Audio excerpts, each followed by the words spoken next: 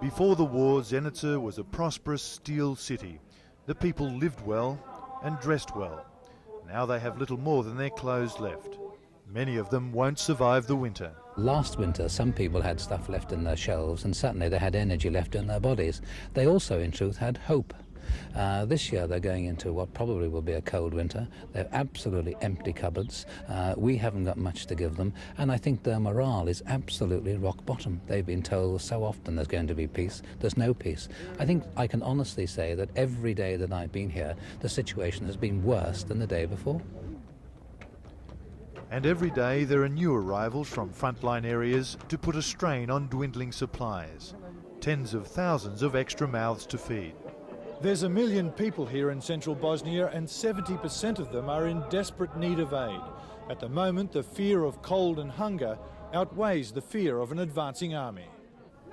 The result is a pathetic market where people swallow their pride and barter their life's possessions for hard currency. She sold her jumper for flour, 10 Deutschmarks a kilo. The average wage, if you're working, is 2 Deutschmarks a month. The last UNHCR convoy to get through to Zenica was on October 26th, and there's very little of that left on the streets, black market or not. Those with any produce are already selling their winter stockpiles, but few have money to buy it anyway. They're stripping their homes for hard currency. Branka Botic had the comfort and possessions of many middle-class Europeans, or Australians for that matter. Now almost everything she owns is on the icy pavement. She's trying to sell her china and her pots and pans, but there's little need for such things in this city. I would sell my apartment as well, everything, just to have something to eat. I have nothing to eat now. This may be a Muslim stronghold, but Branka, like so many Bosnians, is the classic Yugoslav. She's half Serb, half Croat. Her son is Croat by her first husband. Her second husband is a Serb. I worked at the steel mill. I had a good job, earned good money, and everything was nice. When the war came, it was like a dream. But as the time goes on, it's worse for me and for all of us.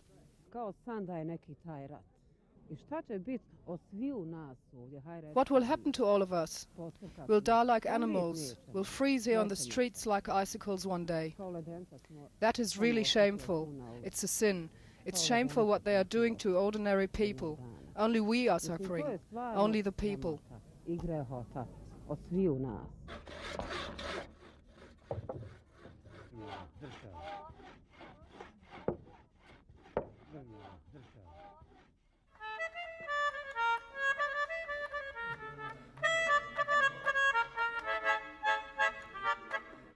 Even worse off are the victims of ethnic cleansing, housed in schools and cinemas around Zenica, crammed into makeshift dormitories with little to eat and less to do, left alone with their nightmares and memories.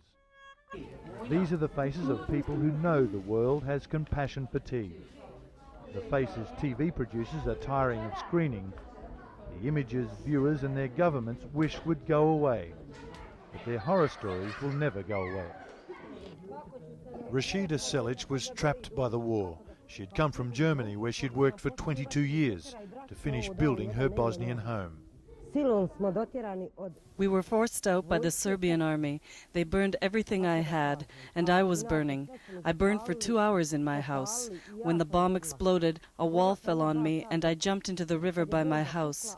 That's how I stayed alive. Everything I had was burned. 2 cars, 2 houses, a garage, a blacksmith shop, and a bakery. It was only the start. Rashida was tied to a bridge and raped by Serbian soldiers. She was tortured. These are from cigarettes. It's like this all over my back and chest. They put them out on me. They wrenched her ears with pliers. But for Rashida and the rest of Zenica, the tormentors now are cold and hunger. It's 10 degrees below today. It'll plummet to -20 or lower in the long winter ahead. These people are existing on a quarter of a loaf of bread and a few grams of beans or rice a day, if it gets through. They have no access to dwindling stocks at the local UNHCR warehouse. We've got probably about 350 metric tons maximum in the warehouse here, and we're saving that to issue to people who are displaced either today or yesterday. We certainly can't look after people who were displaced more than a month ago, for example, and we certainly are not able to feed the local population. The agreement signed in Geneva to let aid through is academic. In high summer, only half the aid needed was delivered. In these conditions, that percentage is sure to drop sharply. The major problem is the man that stops the convoy is the chap with the AK-47 at the checkpoint with his bottle of Slivovitz, whose brother's lying in the local grave and who knows somebody from the other side who happened to rape his sister. That's the guy that's going to stop the convoy. All means necessary. That's the official UN instruction to its troops to get aid through. It sounds firm but means little on the ground. Under the noses of the UN military, the Blue Berets have been harassed and humiliated, but still there's no move to strengthen their mandate to protect themselves and to protect and feed the Bosnian civilians.